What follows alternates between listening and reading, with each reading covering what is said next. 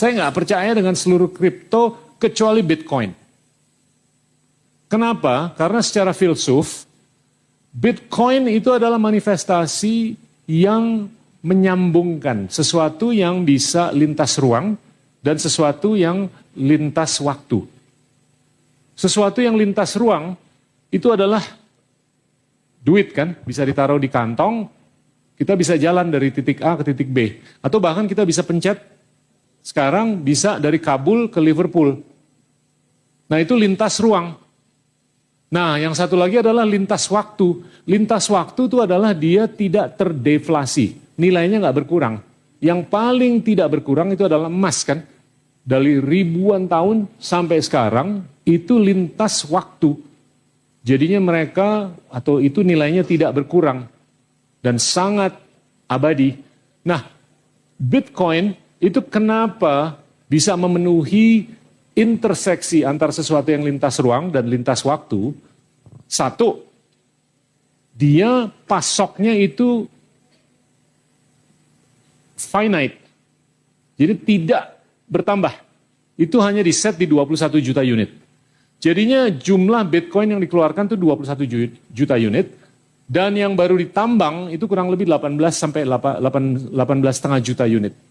Jadinya untuk sampai ditambang ke unit ke 21 juta itu memerlukan mungkin antara 7 sampai 10 tahun lagi. Sehingga pertumbuhan jumlah pasok Bitcoin per tahun itu nggak lebih dari 1 sampai 1,4%. Itu hampir sama dengan pertumbuhan pasok emas.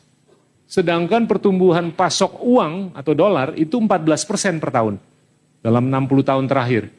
Nah, sekarang saya mau kasih gambaran atau contoh.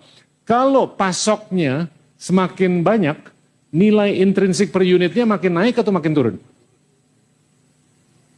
Kalau jumlahnya makin banyak, per unitnya nilainya itu makin tinggi atau makin turun?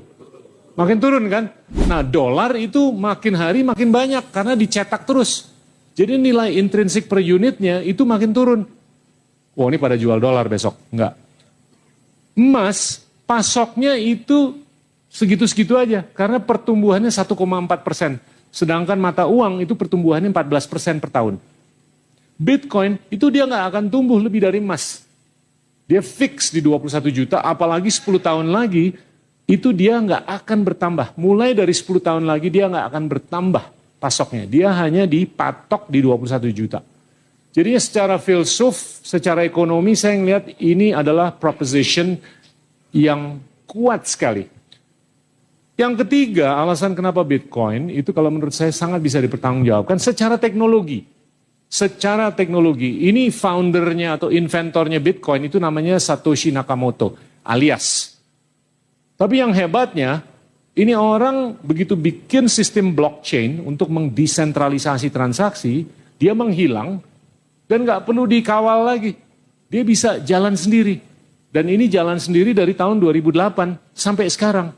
Sedangkan kripto-kripto lainnya, apakah itu Doge, apakah itu Ethereum, apakah itu Solana, dan lain-lain, itu dia perlu di-root.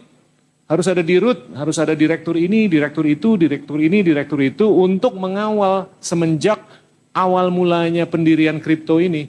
Jadinya saya melihat dengan fenomena bahwa uang itu semakin banyak dicetak, nilai intrinsiknya berkurang, dengan emas yang begitu-begitu saja, anak-anak muda sekarang tuh mencari alternatif.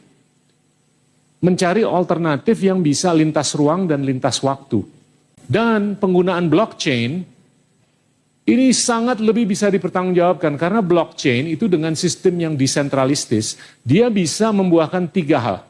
Satu, transparansi. Kalau kita melakukan transaksi lewat blockchain, itu transparan. Si penerima sama pengirim itu tahu.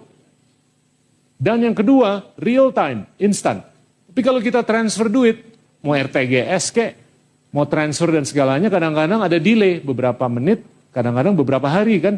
Nah itu yang bikin nggak transparan. Nah yang ketiga nggak akuntabel.